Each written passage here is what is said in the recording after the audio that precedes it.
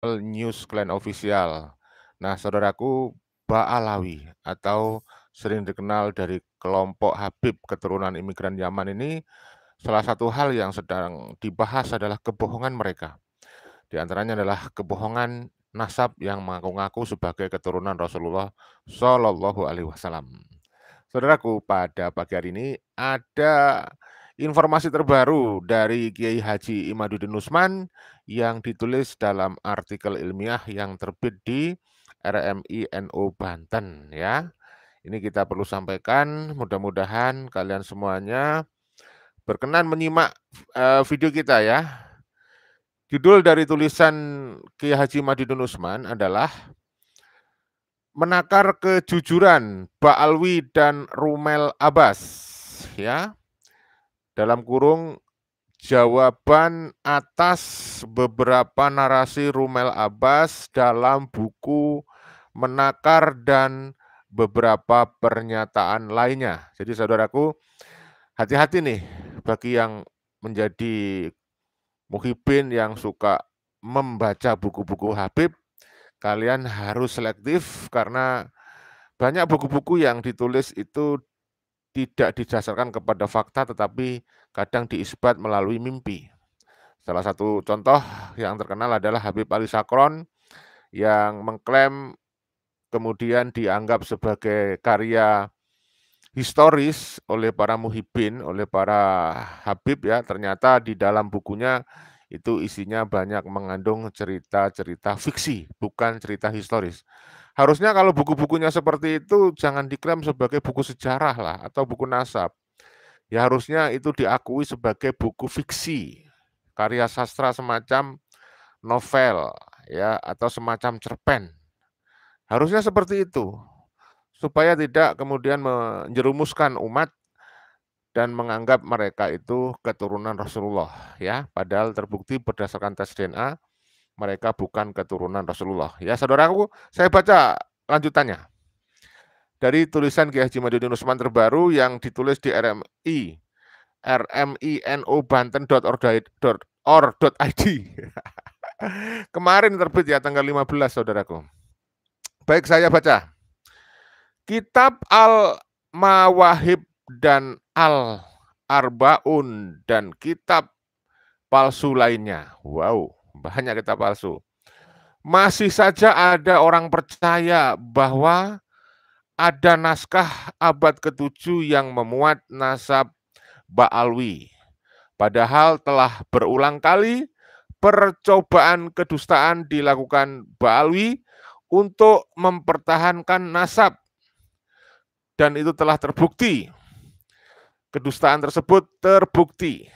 Mulai dari Al-Burqah di abad 9 yang mengutip banyak nama ulama yang semuanya tidak terverifikasi.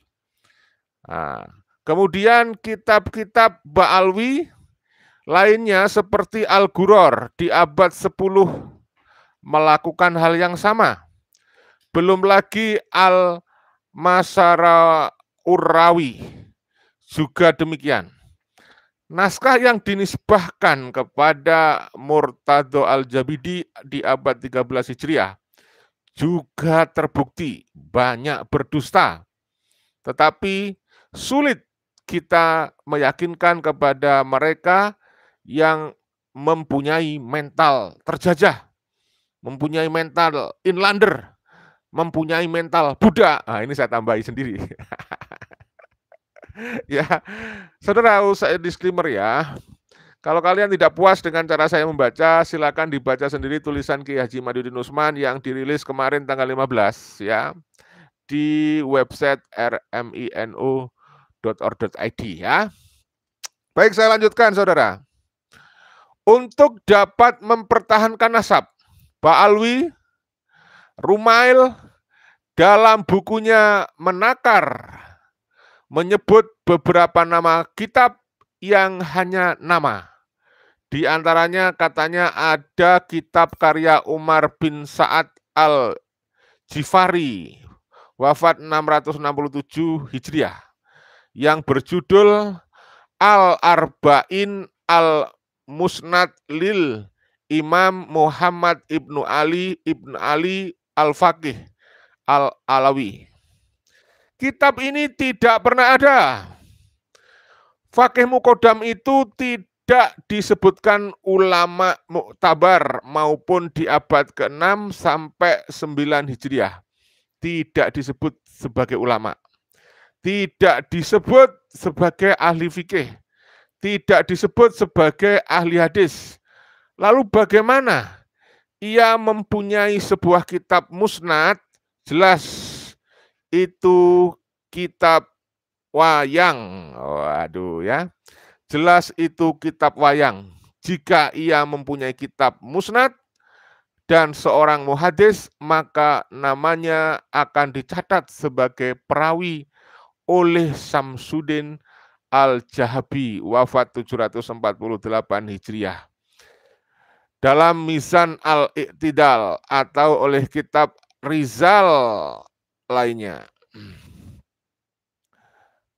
Ya, nyatanya tidak ada satupun kitab tentang perawi hadis dari di antara rentang hidupnya Faqih Muqaddam yang mencatat namanya sebagai ahli hadis. Begitu juga beberapa klaim Rumail Abbas yang mempunyai koleksi pribadi tentang kitab hadis yang memuat keluarga Ba'alwi seperti Al-Mawahib dan Al-Arbaun yang katanya karya Ali bin Jadid yang ditulis 611 Hijriah dan 636 Hijriah. Katanya pula di dalamnya menyebut nama Ubaidillah sebagai Nazil al-Yaman, Muhammad Ali Batahan, wafat 630 Hijriah. Dalam kitabnya Tuhfat al-Murid, yang katanya menyebut nama Faqih Muqaddam, Abdul Haq Al-Karat, wafat 581 Hijriah, yang katanya menyebut Ahmad bin Isa sebagai Nazil al-Yaman. Semua kitab-kitab itu tidak ada. Itu dicatat dari ruang hampa. Jikapun suatu saat Ba'alawi berhasil menciptakan kitab-kitab itu, maka seperti ilmu pengetahuan telah berhasil membongkar skandal ilmiah mereka dari mulai tahun 895 Hijriah, ya, itu sejak wafatnya Ali As-Sakron, ya, Habib Ali Sakron itu, sampai 1445 Hijriah. Ilmu pengetahuan pula akan berhasil membongkar dusta-dusta baru yang akan diciptakan. Nah, jadi kita mendapatkan peringatan nih dari tulisan Kiai Haji Madidun Usman. Waspadalah. Waspadai munculnya kitab-kitab baru yang ditulis diproduksi oleh Ba'alawi. Yang di situ isinya membuat sebuah cipta kondisi sejarah baru ya yang ingin meyakinkan orang lain bahwa Ba'alawi itu keturunan Rasulullah SAW. Nah, ini perlu diwaspadai. Terutama para alim ulama itu. Hati-hati, jangan percaya-percaya saja kepada kitab-kitab yang ditulis oleh Ba'alawi. Kitab Al-Sajarah, saya lanjut saudara. Kitab Al-Sajarah Al-Mubarakah 597 Hijriah, karya Imam Fakhruddin Ar-Razi, wafat 606, adalah kitab yang menjadi bukti keterputusan nasab Ba'alwi secara sahih, tegas, ya, sarih, tegas. Rumail Abbas mencoba membuat orang ragu bahwa kitab Al-Sajarah Al-Mubarakah adalah karya Imam Fakhruddin Ar-Razi. Untuk apa Rumail membuat keraguan akan nisbat kitab ini kepada Imam Fakhruddin Al-Razi? Jawabannya, agar angka tahun wafat Al-Razi yang cukup tua itu tidak memvonis keputusan nasab Ba'alwi terlalu panjang. Jika umpamanya Al-Razi itu bukan Imam Fakhruddin Al-Razi, tetapi Al-Razi lainnya yang cukup muda, maka keterputusan itu mungkin bisa diselamatkan. Wah, itu kurang ajar lah kalau ada yang mencoba memanipulasi sebuah fakta, ya. Saya lanjut saudara. Ulama yang mempunyai nisbat al-Razi, minimal ada 4 sosok. Pertama, Abu Bakar Muhammad al-Razi wafat 923 Hijriah. Kedua, Al-Qutb Al-Tahtani wafat 1368 Hijriah. Ketiga, Muhammad bin Musa al-Razi 273 Hijriah. Dan keempat, Imam Fakhruddin al-Razi 606 Hijriah. Jika umpamanya al-Razi, penulis al-Sajarah al-Mubarakah itu adalah Abi Bakar al-Razi yang wafat 923 Hijriah, maka selamatlah dalam hitungan Rumel Abbas.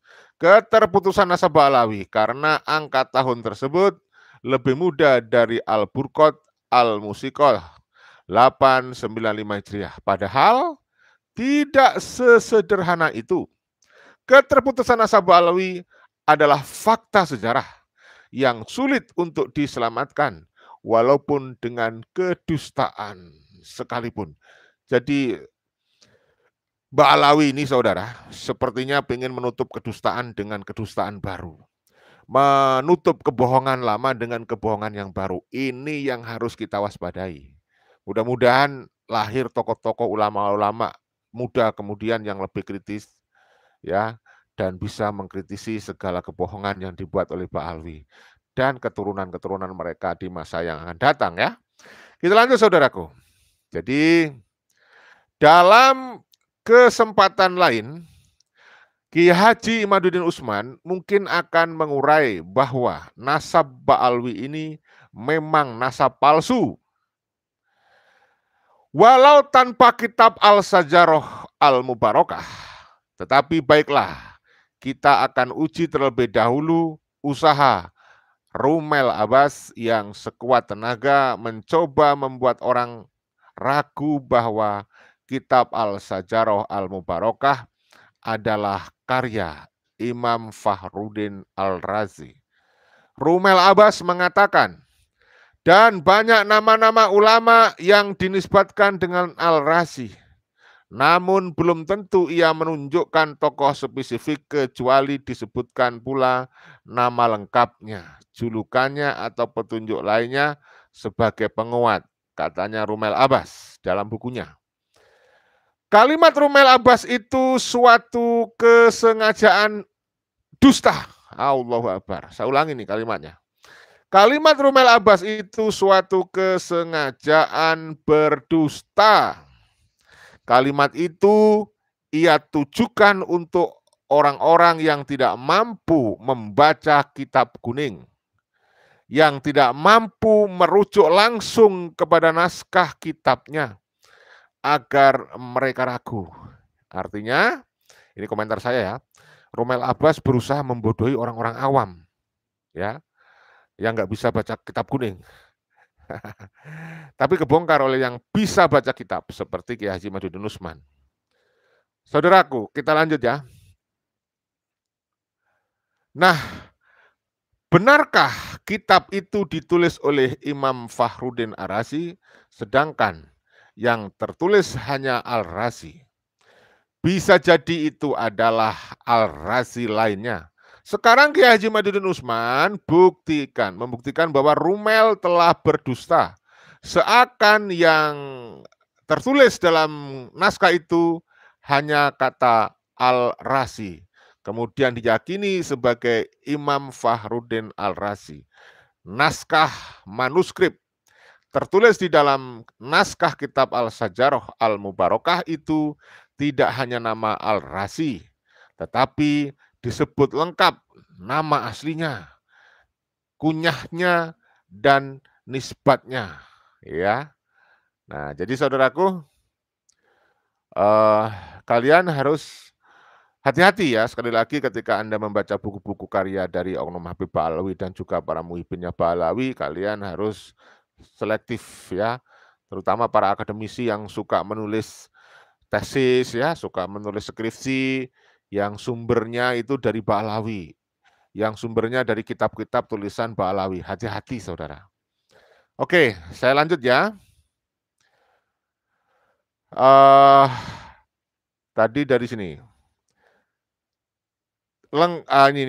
Ini adalah tulisan Muhammad bin Umar bin Al-Husain Al-Razi, pengarang kitab ini. Semoga Allah mengakhirinya dengan baik. Kitab itu ditetapkan pada awal Sa'ban tahun 579.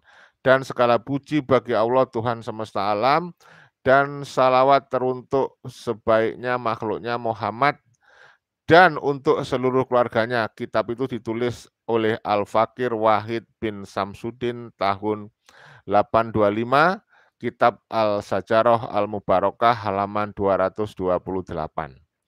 Nah, dari kalimat di atas kita dapat fahami bahwa Al-Sajarah Al-Mubarakah itu adalah tulisan Muhammad bin Umar bin Al-Husain Al-Razi. Siapakah dia? Apakah benar ia adalah Imam Al-Fakhrur Razi?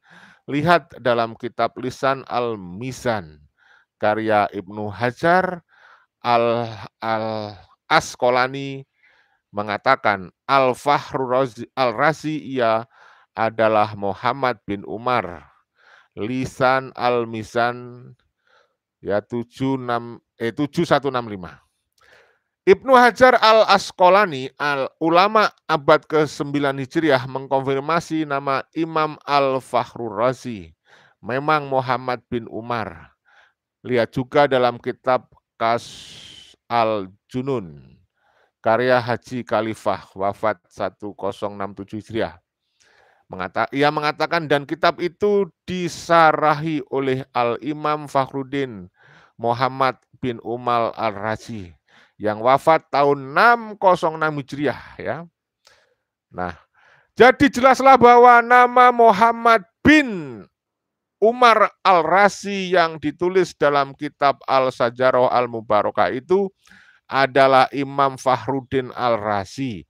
Mau mengelak bagaimana lagi? Mau membohongi orang dengan cara apa lagi? Nah, kata Rumel Abbas, kitab Al-Sajarah Al-Mubarakah sudah dijadikan disertasi katanya. Dalam podcast di Pada Suka TV 8 April 2024, Rumel mengatakan, Muhammad Saleh Al-Jarkan 11 tahun sebelum Al-Mar'asi ke Turki itu sudah menemukannya kitab Al-Sajarah Al-Mubarakah dan menjadikannya disertasi Al-Fakhrur Razi wa Arauhu Al-Falasifah. Benarkah Muhammad Saleh Al-Jarkan sudah menjadikan kitab Al-Sajarah Al-Mubarakah sebagai disertasi? Silahkan pembaca cek di internet judulnya. Lebih lengkapnya adalah karya Al-Jarkan itu berjudul Al-Fakhrur Razi wa Arauhu Al-Kalamiyah wa Al-Falasifah. Nah, di situ kebongkar lagi kebohongan kedustaan Rumel Abbas ya, jelas itu. Pembaca akan menemukan dua kedustaan dari Rumel Abbas. Pertama, bahwa judul tersebut adalah sebuah disertasi. Jika pembaca mencari keterangan siapa sosok Al-Jarkan ini, maka pembaca akan menemukan keterangan bahwa judul di atas bukan judul untuk disertasi Al-Jarkan, tetapi ia adalah sebuah tesis program magister. Oh, kebongkar nih kedustaan Rumel Abbas, sudah jelas. Ini jelas ya, salah ini. Rumel kalau nggak ngaku itu kedustaan sungguh ini orangnya, ya. Nah, itu ya saudaraku. Kedustaan pertama ini bisa dimaafkan, makfum. Wow, makfum. Hebat nih, Kiai Iman memaafkan nih. Bisa dimaafkan jika hanya karena salah ingat.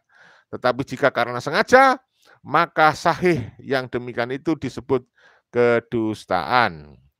Kalau seperti ini bisa saja Rumel berkelit saudara, akan bilang, oh saya lupa, oh saya salah ingat gitu ya. Oke, kita lanjut saudaraku. Kedustaan kedua bahwa tesis, ya saya ulangi ya. Kedustaan yang kedua adalah bahwa, tadi sudah yang pertama ya, sekarang yang kedua.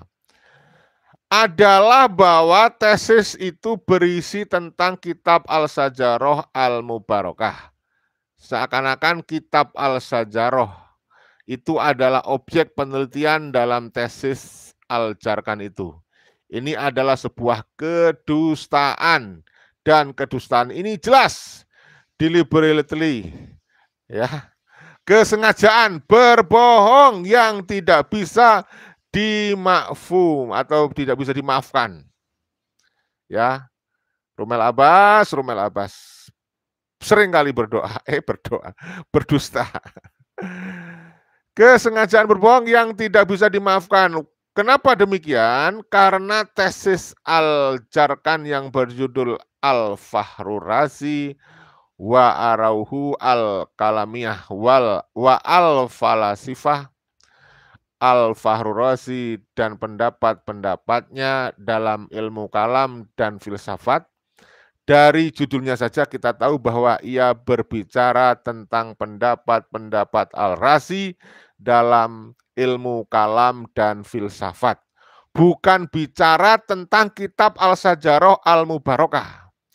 Jadi ketika Rumel Abbas mengatakan menjadikannya disertasi, itu jelas tidak sesuai fakta alias berdusta. Karena yang dijadikan objek tesis itu adalah pemikiran Al-Razi dalam ilmu kalam dan filsafat, bukan kitab Al-Sajarah Al-Mubarakah tentang ilmu nasab. Loh, saudara, kalau kalian melihat jejak digitalnya Rumel Abbas, kebohongan pertama Rumel Abbas yang terkenal adalah ketika dia mengatakan bahwa Indonesia enggak berhak atas Papua.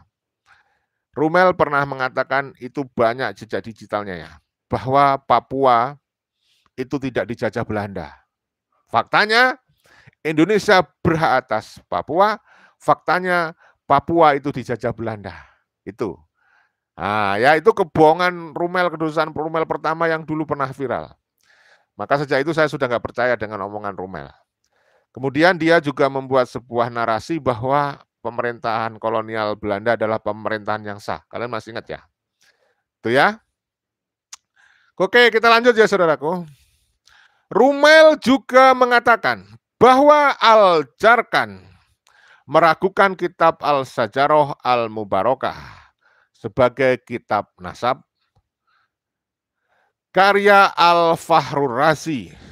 Jika kita membaca kitab Al-Jarkan di atas, maka kita akan mengetahui ketika ia membahas tentang kitab-kitab karya Al-Razi. Al-Jarkan mengklasifikasikan karya-karya itu ke dalam 3 kelompok ya, mengklasifikasikan ke dalam 3 kelompok. Yang pertama, kitab-kitab yang sahihun nisbah atau sahih nisbahnya dengan yakin.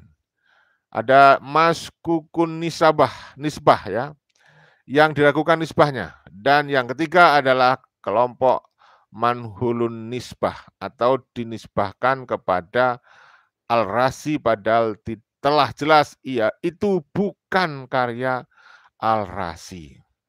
Nah, ketika Al-Jarkan mengklasifikasikan Al-Sajarah Al-Mubarakah kepada yang diragukan nisbatkannya kepada Al-Razi itu sangat wajar karena ia belum melihat secara langsung manuskrip kitab Al-Sajarah Al-Mubarakah. Dalam kitab itu ia hanya mengatakan bahwa manuskrip itu ada 2. Pertama, terdapat di zona 1755, sorry. Yang kedua terdapat di perpustakaan Sultan Ahmad Al-Salis. Keterangan itu bukan karena ia telah menemukan manuskrip itu atau ia mengunjungi kedua perpustakaan itu, tetapi karena ia membaca sebuah kitab katalog manuskrip yang terdapat dalam kitab katalog berjudul Fihris Mahat Al-Maktutat Juz 2 halaman 455 sebagaimana dijelaskan dalam footnote kitab Al-Jarkan tersebut. Sangatlah wajar Al-Jarkan meragukan kitab itu sebagai karya Al-Razi karena ia belum melihat bentuk fisiknya atau membaca mikrofilmnya. Dan karena memang kitab itu baru ditahqiq oleh Syekh Madi Al-Rojai dan diterbitkan pada tahun 1409 Hijriah. Jika ia telah membaca manuskrip atau kitab tersebut dan membaca di akhir kitab itu bahwa kitab itu ditulis berdasarkan salinan asli tulisan Imam Fakhruddin Al-Razi, maka ia akan mengklasifikasikannya dalam klasifikasi pertama, yaitu kitab-kitab yang sahih sebagai karya Fakhruddin Al-Razi. Rumel tidak faham makna mukhtasar dalam ilmu nasab. Ya, kitab Al-Sajarah Al-Mubarakah diawali oleh kalimat Haja Mukhtasarun fi ilmil ansab. Ini adalah ringkasan dalam ilmu nasab, kata Rumel. Jika ya di sini penulis saya ganti Kiai Haji Madudin Usman. Jika Kiai Haji Madudin Usman mengklaim naskahnya sebagai mukhtasar, ringkasan, apakah? Oh, ini maksudnya begitu ya. Oh, ini katanya Rumel, saudaraku. Oke, mohon maaf saya ulangi. Kitab Al-Sajarah Al-Mubarakah diawali kalimat Haja Mukhtasarun fi ilmil ansab. Ini adalah ringkasan dalam ilmu nasab, kata Rumel. Jika penulis mengklaim naskahnya sebagai mukhtasar atau ringkasan, apakah muhtasil jika terdapat banyak nama yang tidak dicantumkan seperti Ubaidillah bin Ahmad Al-Muhajir misalnya? Nah, saudaraku, kalau kalian tidak puas, pengen paham sekali, kamu bisa membaca berulang-ulang di sumber tulisan ini, yaitu di website rmino.or.id ya. Oke, kita lanjut saudaraku. Wow, masih panjang nih. Pertanyaan itu mengindikasikan Rumel tidak memahami makna mukhtasar secara umum dan makna mukhtasar dalam ilmu nasab secara khusus. Ya, Rumel memang nggak paham, tapi kan dia sukanya memang ngoceh dengan kebohongan dan kesustaan. Misalnya tentang ilmu nasab, ilmu DNA gitu kan dia sok sekali. Ilmu sejarah gitu ya.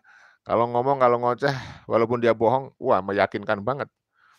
Ya, pertanyaan itu mengindikasikan Rumel tidak memahami makna mukhtasar secara umum dan makna mukhtasar dalam ilmu nasab secara khusus. Suatu mukhtasar atau ringkasan tidak boleh mengurangi dari murad al-kalam, maksud pembicaraan. Ia hanya mengurangi dari tatwilul kalam, memperpanjang pembicaraan seperti pada halaman pertama kitab Al-Sajarah Al-Mubarakah tersebut. Imam Al-Fakhrur-Razi menyebutkan anak yang berketurunan dari Sayyidina Ali ada 5, padahal keseluruhan anak Sayyidina Ali banyak. Para sejarawan mencatat mencapai 18 anak, tetapi yang disebutkan oleh Imam Fakhrur-Razi hanya 5 yang berketurunan. Kenapa? Karena kitab Al-Sajarah Al-Mubarakah adalah kitab ringkasan. Kalau ia kitab isnad, buku mukhtasar, maka akan disebutkan dulu bahwa anak Sayyidina Ali berjumlah 18, yaitu Hasan, Husain, dan seterusnya. Baru kemudian mengatakan sedangkan anak yang berketurunan dari 18 itu hanya 5. Mereka adalah dan seterusnya. Jika Imam Fakhrur-Razi mengetahui bahwa anak yang berketurunan dari Sayyidina Ali berjumlah 5 anak, lalu ia mengatakan 3, maka ia bukan mukhtasar, tetapi sengaja berdusta. Contoh lainnya adalah Imam Fakhrur-Razi mengetahui sesuai dengan pengetahuannya bahwa anak yang berketurunan dari Ahmad bin Isa hanya 3, Muhammad, Ali, dan Husain. Lalu ia katakan sedemikian, maka itu bukan mukhtasar, tetapi memang anaknya hanya 3. Tidak masuk logika awam. Orang yang diketahui anaknya 4 lalu dikatakan 3 dengan niat meringkas kalimat. Jika kita melihat ada 3 ekor bebek berjalan lengak-lengok di depan kita, lalu teman di samping kita bertanya, ada berapa bebek itu? Lalu kita berkata, bebek itu ada 2 ekor. Kok 2? Kan ada 3. Nah, saya niat mukhtasar, meringkas kalimat. Nah, enggak bisa. Kalau ia tidak buta, tidak bisa menghitung atau disengaja berusaha untuk suatu tujuan, ya. Ketika Imam Fakhrul Razi menyebut anak yang berketurunan ada 3, Muhammad, Ali, dan Husain, maka ada beberapa kesimpulan yang dapat kita pahami dari narasi itu. Pertama, anak Ahmad bin Isa yang mempunyai keturunan sampai masa Imam Fakhrul Razi hanya 3. Kedua, ada anak lain selain 3 itu, tetapi tidak berketurunan. Ketiga, ada anak lain yang berketurunan, misalnya Ubaidillah. Namun Imam Fakhrul Razi sengaja berbohong karena suatu motif tertentu. Jika seandainya poin ketiga itu yang terjadi, lalu apa motif Imam Fakhrul Razi tidak menyebut Ubaidillah? Nah, kaum Ba'alawi atau Rumel harus dapat menginvestigasi apa motif Imam Fakhrul Razi tidak menyebutkan Ubaidillah. Apakah karena sentimen, apa permusuhan, atau apa? Jelas itu akan ditemukan motif-motif itu. Imam Fakhrul Razi tinggal di Roy pada abad ke-6 dan ke-7. Ia sama sekali tidak mengenal Ubaidillah. Ia pun tidak pernah tahu nanti di suatu masa akan ada orang yang menyantol namanya dalam nasab Ahmad bin Isa. Ia hanya mencatat sesuai ilmunya bahwa anak Ahmad bin Isa yang berketurunan ya cuma 3, yaitu Muhammad, Ali, dan Husain. Tidak ada nama Ubaidillah. Imam Fakhruddin Al-Razi dituduh Syiah. Ya kan? Nah, falasi yang coba dibangun oleh Ba'alawi untuk membuat keraguan terhadap kitab Al-Sajarah Al-Mubarakah adalah bahwa penulis kitab itu terindikasi Syiah. Seperti kaum Wahabi. Rupanya Ba'alawi ini benci sekali kepada Syiah. Berbeda dengan para keturunan Nabi di penjuru dunia. Walaupun mereka Sunni, mereka moderat dalam memandang Syiah, NU memandang Syiah hanya sebagai bagian dari perbedaan. Pendapat dalam Islam tidak seperti Wahabi yang memandang Syiah sebagai di luar Islam. Syiah dan Wahabi bagi NU sama saja. Firqah dan teologi Islam bukan Ahlus Sunnah wal Jamaah. Ada dari ajaran Syiah yang sejalan dengan NU. Begitu pula ajaran Wahabi.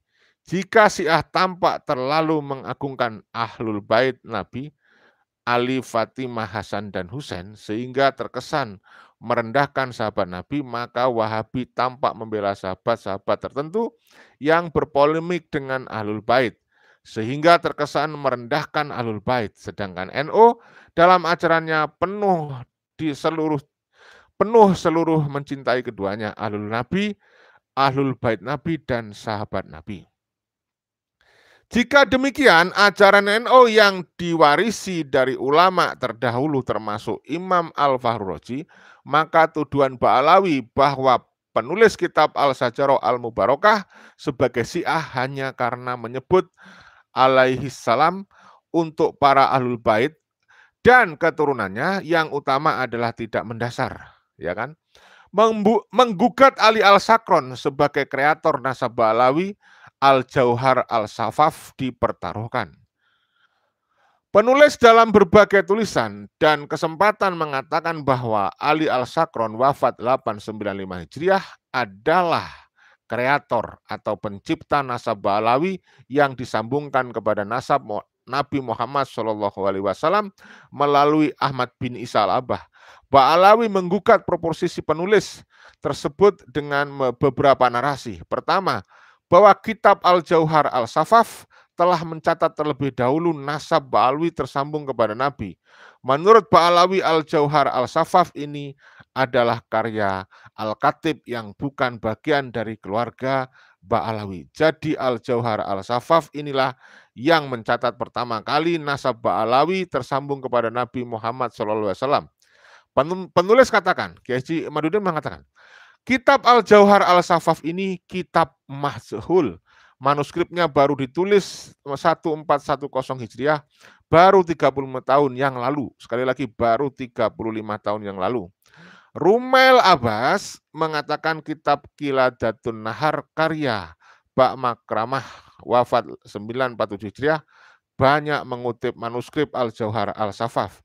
dan kutipannya identik dengan manuskrip yang ditulis 1410 Hijriah itu. Rumel terjebak skandal ilmiah. Seharusnya peneliti tidak sembrono. Rumel yang mudah percaya terhadap setiap narasi dari sebuah klan seperti Ba'alawi, klan ini memang sedang menyulam tangkai-tangkai bunga seroja sejarahnya dan ingin diletakkan dalam permadani pengantin kesejarahan dunia. Pak Makramah memang ulama abad ke-10, tetapi kutipan tentang Al-Jauhar Al-Safaf itu tidak ada dalam manuskripnya. Ia ditambahkan oleh pentakhih. Mau bukti? Nah, lihat dalam mukadimah di halaman 21 juz pertama kitab tersebut. Di sana dikatakan bahwa metode pentahkikan dan pentahkik manuskrip ini tidak murni mencetak apa yang ada dalam manuskrip, tetapi ia menambahkan di dalam kitab ini keterangan yang perlu ditambahkan untuk membedakan versi manuskrip dan versi tambahan.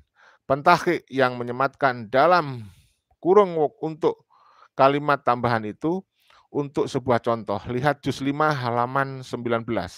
Pentahkik menambahkan 2 halaman dari kitab Al-Jauhar Al-Safaf yang tidak ada dalam versi manuskrip kitab Qiladatun Nahar. 2 halaman itu dimulai dengan dengan buka kurung, dimulai kalimat wa min auladi Ubaid sampai halaman 20 dengan kalimat terakhir man wasafa. Kemudian diakhiri tutup kurung. Tambahan itu 2 halaman. Dari mana diambilnya? Dari manuskrip Al-Jauhar Al-Safaf yang baru ditulis 35 tahun lalu atau 17 tahun sebelum kitab Qiladatun Nahar ini dicetak. Bagaimana kitab versi cetak semacam ini bisa dijadikan dalil dalam berdiskusi berdasar masa penulisnya yaitu abad 10 Hijriah. Jika isinya banyak penambahan oleh muhakiknya dari manuskrip palsu yang baru ditulis 17 tahun yang lalu. Wow, ternyata 17 tahun yang lalu banyak Ba'alawi yang memalsukan manuskrip ya. Kita lanjut saudaraku. Kitab versi cetak Qiladatun Nahar dijadikan bukti bahwa penulisnya pada abad 10 telah melihat manuskrip Al-Jauhar Al-Safaf seperti versi manuskrip saat ini yang ditulis 35 tahun yang lalu. Kemungkinan manuskrip itu sudah ada di abad 10 Hijriah ada, tetapi jelas manuskrip Al-Jauhar Al-Safaf versi yang dimiliki Rumel tidak bisa dipertanggungjawabkan. Dari situ penulis mengabaikan kitab Al-Jauhar Al-Safaf ini. Di samping penulisnya sendiri adalah penulis yang mashhul dan ahistoris, ya, bukan historis, maka penulis mengatakan bahwa Al-Sakron lah yang pantas didudukkan sebagai sang kreator nasab Ba'alawi, bukan Al-Khatib yang katanya menulis Al-Jauhar Al-Safaf. Ada puisi yang mengurut silsilah Abu Bakar Al-Sakron sampai Baginda Ali, kata Rumel. Oh, puisi jadikan dalil, Mel. Kata Rumel, bukti ketersambungan nasab keluarga Ba'alawi adalah adanya puisi yang mengurut silsilah Abu Bakar Al-Sakron sampai baginda Nabi. Selain nama penulis puisi, seharusnya Rumel menyebutkan. Puisi itu untuk siapa? Dari situ akan diperkirakan umur penulis puisi dalam diskursus keterputusan ini. Silakan membaca, lihat kitab Al-Burqat Arya Ali Sakron halaman 149 sampai 150. Ia mengutip puisi orang yang bernama Muhammad bin Ahmad Gusair Al-Hadrami yang memuji seseorang bernama Abdullah bin Abu Bakar. Siapa Abdullah ini? Tak lain, ia adalah kakak atau adik dari Ali Al-Sakron sendiri. Berarti umur dari penulis puisi itu sebaya dengan Alisa Al-Sakron. Bahkan bisa lebih muda. Karena ia kemungkinan besar murid dari kakaknya. Sangat besar kemungkinan juga ya Ali Al-Sakron meminta Muhammad Al-Hadrami untuk membuat puisi sesuai nama silsilah yang ia berikan terlebih dahulu. Oh ya, benar. Bahkan bisa jadi puisi itu hanya karya Ali Al-Sakron sendiri, lalu diatasnamakan orang lain. Kecurigaan semacam itu pantas diberikan untuk penulis dari klan Ba'alawi, mengingat skandal ilmiah yang sering kita dapatkan dari keturunan Ba'alawi, saudara. Narasi-narasi Ba'alawi dan Rumel Abbas tentang kitab-kitab abad ke-7 sebenarnya sia-sia karena padamnya listrik di dalam rumah itu bukan hanya karena semrawutnya rangkaian kabel, ya, tetapi karena instalasi listriknya memang tidak tersambung ke tiang listrik. Sampai sekarang tidak ada yang bisa membawa dalil kitab abad ke-49 tentang hijrahnya Ahmad bin Isa ke Yaman. Tidak ada yang mampu membawa dalil tentang bahwa Ubaid adalah anak Ahmad bin Isa dan tidak ada yang mampu membawa dalil bahwa Jadid adalah saudaranya Alwi. Lalu berdasarkan apa Anda mengaku sebagai cucu Nabi? Penulis Kiai Haji Imaduddin Usman Al-Bantani. Itu saja saudaraku video yang bisa kita bagikan kali ini. Mohon maaf saya tidak bisa membacakan komentar Anda ya. Wow, lewat 40 menit ini saya membaca ini. Udah pedes nih mata. Oke, mohon maaf segala kekurangan kekilafan. Saya disclaimer sekali lagi, saya membacanya tentu banyak kekurangan ya. Silakan Anda baca asli tulisan beliau di website rmino.org.id ya. Oke, itu aja. Sekali lagi, salam persatuan, salam persaudaraan, salam Pancasila Jaya, salam NKRI harga mati, salam Undang-Undang Dasar 1945, salam Bhinneka Tunggal Ika, wassalamualaikum warahmatullahi wabarakatuh. Merdeka!